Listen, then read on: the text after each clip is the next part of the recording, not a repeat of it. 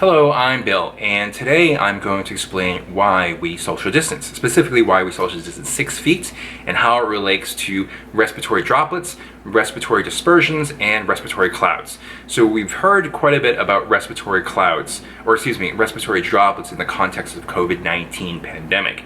And the reason why we hear so much about it is because it's the primary means of transmission of this virus. So whenever there's a respiratory event, then it's traveling through, well, the virus is traveling by means of our respiratory droplets.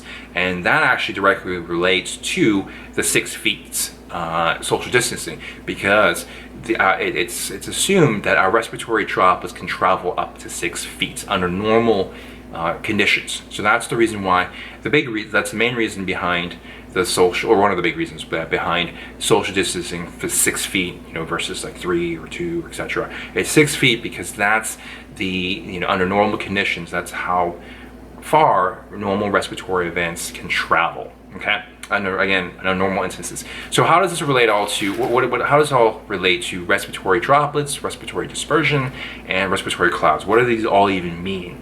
So a respiratory droplet is created whenever I exhale, or whenever you exhale, whenever we exhale. It's moisture that we create. It's coming out of us when we exhale. So it's constantly happening. So as I'm breathing and exhaling, I'm creating respiratory droplets, even though they're microscopic. Laughing, singing, coughing, sneezing is a highly visible respiratory event because you can actually see the respiratory droplets. Another way to visualize respiratory droplets is imagine if it was wintertime in someplace cold. You're in the mountains, or maybe where I'm from, Massachusetts, and it's cold, and you go for a walk and you can see your breath. That's our respiratory droplets being condensed. Our exhalations are being condensed, and that's why we can see it. But that's actually happening all the time, even though we can't see it. But in those conditions, we can see it because the air, the drops are being condensed by the cold air. Okay, but again, that's happening all the time, and I said it like a few times already. So I'll move on.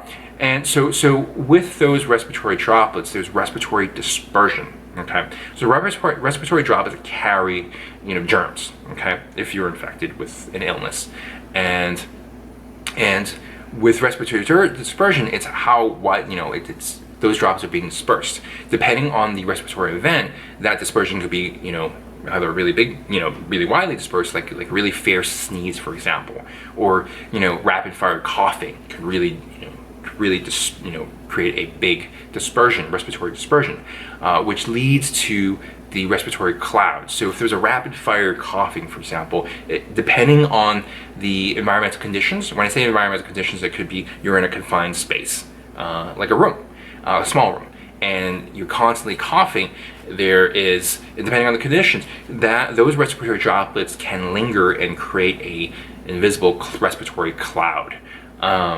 Now, not to scare anyone, but they evaporate pretty quickly, so it's not that big of concern. But it's something that does happen because if you're rapid fire breathing, coughing, then you're creating this cloud of respiration, if you will. Okay, and so that this is all directly related to why we wear face masks and why we social distance 6 feet. So respiratory droplets, under normal circumstances and under normal conditions, can travel up to 6 feet. Under different circumstances, they can travel, different distances. So, for example, to help you visualize, I am here in Metro DC, and I am here in the Gobi Desert. It's 125 degrees in the Gobi Desert. Hypothetically, it's 60 degrees here in Metro DC in my apartment. And so if I were to sneeze, the distance under normal circumstances would be about 6 feet that those respiratory droplets could travel. Now, if I were to sneeze in the Gobi Desert, even if it was in a tent, it's still ambient. It's still 125 degrees. That distance might be reduced because of evaporation. So the evaporation rate is different depending on the climate in these circumstances. So if you take that into a confined space, for example, that can change things. So the cloud could potentially linger for a an additional nanosecond or microsecond, if you will. Okay, so that's the reason behind the social distancing, is because let me take one of my face shells that I created, and I'll use an example. So this is me sneezing. Okay, let's just do this. It's me sneezing, and let's say I'm 6 feet away. So so let's say this person wearing a mask is 7 feet away, and it travels, and it just misses them. Okay, that's the reason behind the 6 feet. Okay, and the reason why we wear masks is if we were the one to cough or sneeze, we're blocking that dispersion. So there's one means to minimize risk, if you will. So we're told to, cover your mouth whenever you cough or sneeze, and that's why we have the whole shoulder thing or the elbow thing, or cough or sneeze into a tissue. Okay, it's to block that respiratory, or minimize the respiratory dispersion. Not necessarily block, but minimize, because your face would be completely covered, mouth covered, if you were to completely block it. But to minimize it by coughing into your elbow, your shoulder, into a tissue, and then throwing that tissue away. Because the idea behind, let's say, the tissue is you're sneezing into or coughing into the tissue. It's being trapped in that tissue, and then you throw it away. You wash your hands, and most of the germs go there. Go with the tissue, and so you're minimizing that dispersion events, and thereby minimizing the dispersion clouds that potentially created. So that's the reason behind coughing into certain places. And also, if you look here, so if I was wearing the mask, it's really about the safety of other people, protecting other people. Because if I were to cough or sneeze, and I have an illness, it's being like heavily minimized by wearing this PPE. Okay, because so now instead of 6 feet, it might travel like maybe a lot less, like half a foot, or not at all, because it might be completely blocked and trapped within this PPE, this mask.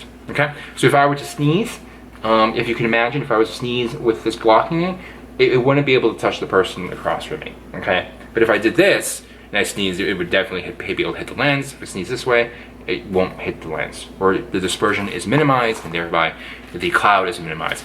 So that's the main idea behind social distancing, the 6 feet specifically, and wearing face masks is about protecting other people under normal conditions. Again, if you're in a confined space, it changes the game, of course, because now you have these clouds and dispersions, impacting the wearer, if you will.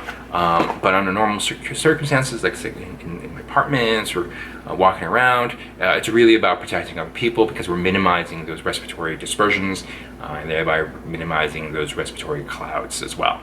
Okay, that's it. And if you have any questions, feel free to send me a note. Happy to answer them. Be safe. And I also have a how-to video to make a do-it-yourself face. It's a face shell that goes over existing PPE. All right, thanks for watching, and be safe.